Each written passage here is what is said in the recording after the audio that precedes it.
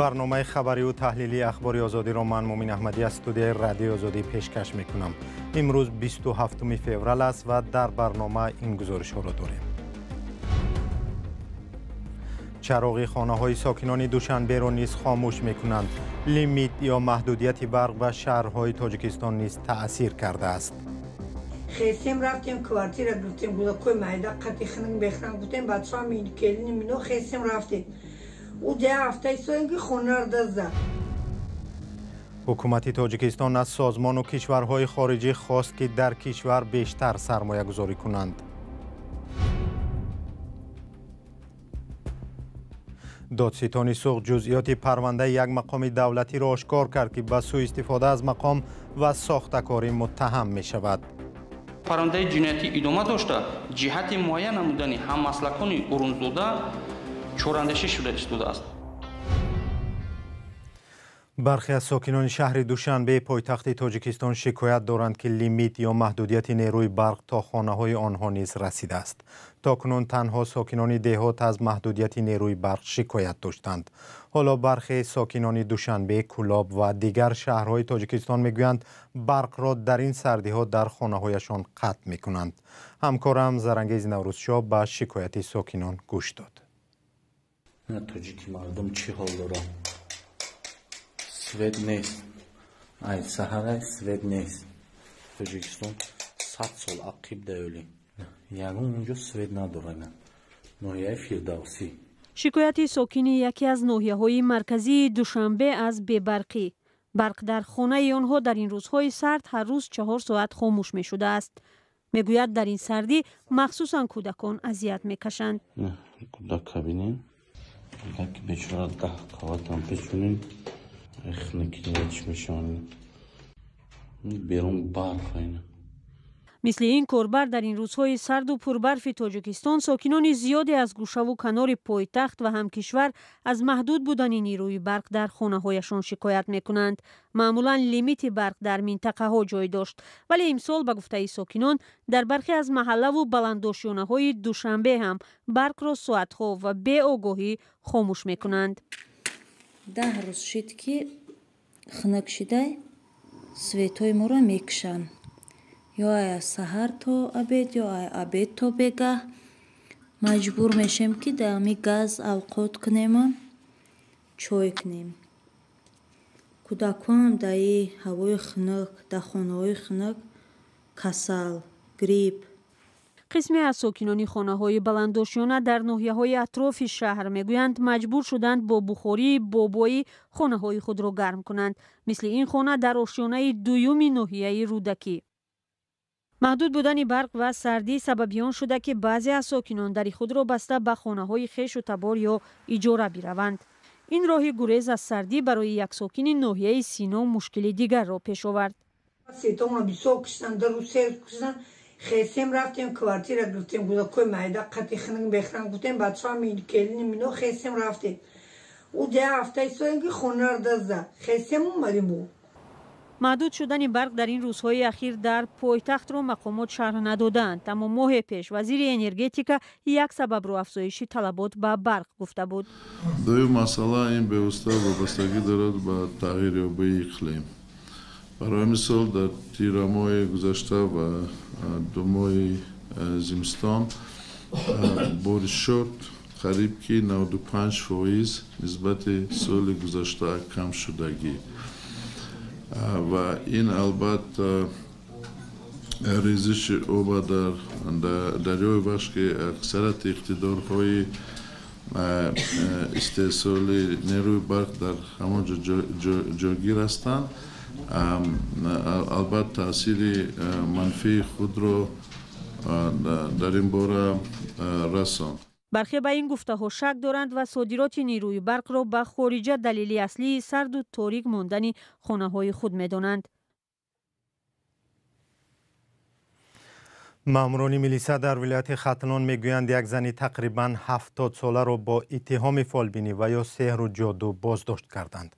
ریاست کارهای داخلی ولایت ختلان روز 27 فوریه خبر داد که زایا قاسیمووا ساکن شهر باختر به ساکنان وعده میداده است که درد آنها را با شمع و رشته و کلید و قلف دعوا میبخشد و یا مشکلاتشان را حل میکند.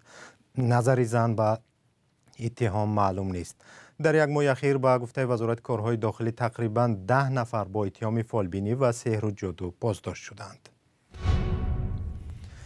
مقامات سوخت بازداشت یک منصبدار بلندپایه دولتی را در این ولایت شرح دادند.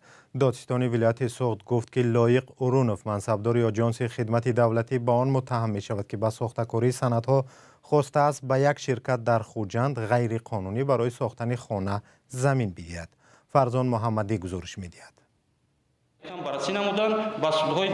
فرقت خواجه‌زاده دادستان ولایت سوخت تصدیق کرد که پرونده سردار بخش ولایتی آژانسی خدمت دولتی سوخت لایق اورونزاده 2 ماه باز تفتیش می شود. با استفاده وکالت منصبی از روی منفعت شخصی با نماینده شرکت خصوصی برای ساختمان بینای بلندداشتانه برای ساختکاری تیار نمودن مکتوب رئیس شهر خوجند سوءقصد دادن قطعه زمین عیبدار دانسته به حبس گرفته شده است. تفتیش پیشکی با پرونده جنایتی ادامه داشته جهت معین نمودن هممسلکان اورونزاده چوراندشی شده است. به گفته دادستانی کردارهای لایق اورونزاده از روی بندهای ساختکاری قصد جنایت و غیر قانونی دادن زمین سنجیده می شوند. خواجه‌زاده افزود که این پرونده با دعوای فردوس شریفزاده رئیس شهر خوجند باز شده است. قرار حبس لایق اورونزاده را دادگاه شهر خوجند برآورده است. در قرار سخن از احتمال دخالت لایق اورونزاده به جدا کردن قطعه زمین برای ساختمان بینای بلندداشتانه از زمین یک مکتب رانندگی شهر خوجند می رود. بازداشت او مدت سالهای زیادی را خلق کرده است. برای من فردوس شریفزاده رئیس شهر خوجند آخر ماه گذشته در حضور خبرنگاران شکایت خود را برای بازداشت لایق اورونزاده شرح داده بود. در حقیقت ما از معین کردیم که یک حجتی که در شعبه عمومی مقامات اجرایی حکم دولتی شهر خوجند قید ندارد ما این حجت رو معین کردیم. ما امروز که معین کردیم مکتوب کرده به مقامات حفظ حقوق ضمیمه کرده نسخش پیشنهاد کردیم. حالا تفتیشات رفته ایستاده است. تا جنبستی تفتیشات من این مسئله یگان معلومات گفته نمیتونم برای اینکه حالا این سری تفتیشات رفته ایستاده است. در قرار بازداشت و شرح دادستانی گفته شده است که حادثه در ماه نوامبر سال 2023 رخ داد، ولی پیوندانش میگویند لایق اورونزاده در آن شب و روز با سفر خدمتی در ناحیه عینی بود. آنها با پیشنهاد چند دلیل به بیگناهی او اصرار می‌ورزند و تحقیق عادلانه قضیه را طلب دارند.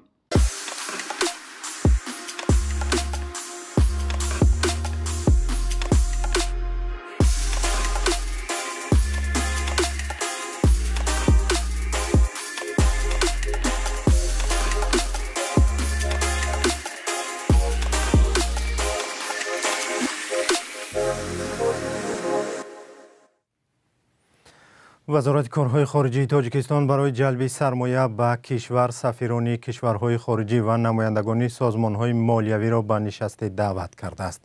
سازمانهای بین المللی در گزارش‌های خود در گذشته دلیل نآمدن سرمایه‌گذاران خارجی به تاجیکستان را از جمله فساد و تمجید نامیده بودند. همکارم ارشاد سلیمانی و براد یوسفی در این نشست شرکت داشتند. وزارت کارهای خارجی تاجیکستان با حضور 3 نهاد مهم، وزارت رشد اقتصاد، کمیته‌های سرمایه‌گذاری و رشد سیاحی، امکانات و ظرفیت‌های سرمایه‌گذاری تاجیکستان را برای کورپس‌های دیپلماتی و نهادهای بین‌المللی معرفی کرد.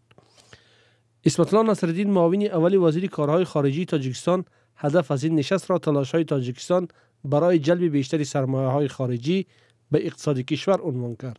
من از کشورهای دوست و برادر و شریکان رشد دعوت به عمل می‌آورم که در عملی سازی نقشه‌ها و استراتژی‌های سازنده تاجیکستان همکاری روزافزون داشته باشند. خورشیده قادر معاون رئیس کمیته دولتی سرمایه‌گذاری تاجیکستان در دهگانه کشورهای سرمایه‌گذاری اصلی به اقتصاد تاجیکستان در 10 سال گذشته قزاقستان، چین، روسیه، لوکزامبورگ، ایتالیا، ایالات متحده آمریکا، بریتانیای کبیر، آلمان، ترکیه و ازبکستان را نام برد. در سال 2023 به جمهوری 2.7 میلیارد دلار سرمایه خارجی وارد گردیده است که این نسبت به همین دوره سال 2022 در حجم $113.6 میلیون و یا 4.4% افزایش یافته است. در همین حال با گفته اهل‌دین نوردین زاده معاون وزیر رشد اقتصاد و سودای تاجیکستان، حجم سرمایه‌گذاری‌های دولتی به طرح‌های فعال خیلی بیشتر از واردات سرمایه خارجی به اقتصاد کشور بوده است. مجموعی لایحه‌های سرمایه‌گذاری دولتی عمل کننده به حالت 1 январи سال 24 از 85 عدد عبارت بوده. مبلغ عمومی آنها 49.3 میلیارد سومانی را تشکیل می‌دهد. در حالی که مقامات از روند رو به افزایش جلب سرمایه خارجی صحبت می‌کنند، اقتصاددانها آن را برای رشد اقتصادی تاجیکستان ناکافی می‌دانند. سه سبب اساسی پست بودنی فضای سرمایه‌گذاری وجود دارد. این یکی از موجود نبودن کفالت‌ها برای سرمایه‌گذاران، امتیازها برای سرمایه‌گذار پیشنهاد نکردن.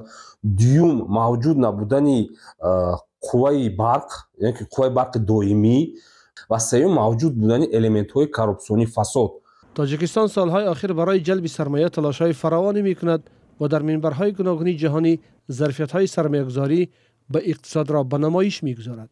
اما به قول کارشناسان، موقع جغرافی مشکل برای بارکشانی، نبود استقلال دادگاهی، بازار خرد با قابلیت سوسی خریداری، مانع‌های جدی دیگری برای جلب سرمایه قابل ملاحظه خارجی است.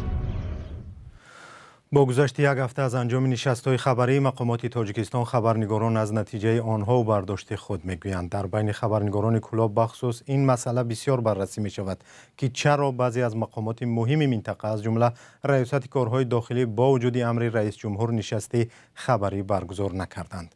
گزارش محمود جان رحمتزاده را همراه می‌بینیم.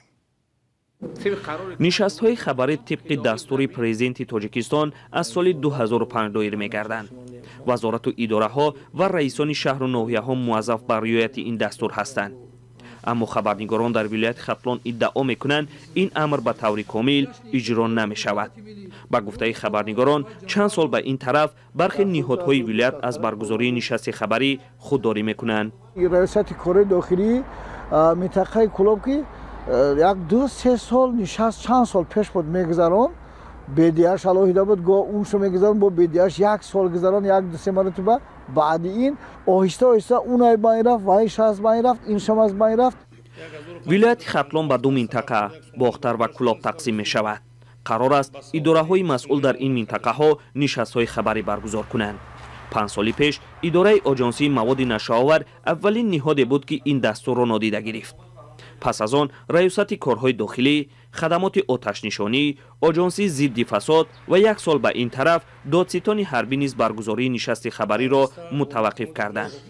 خبرنگاران رسانه‌ها میگویند برگزار نکردن نشست‌های مطبوعاتی هراس رهبران این نهادها از انتقاد است. فرصت افته سوال‌ها می‌دادند و تنقید می‌کردند.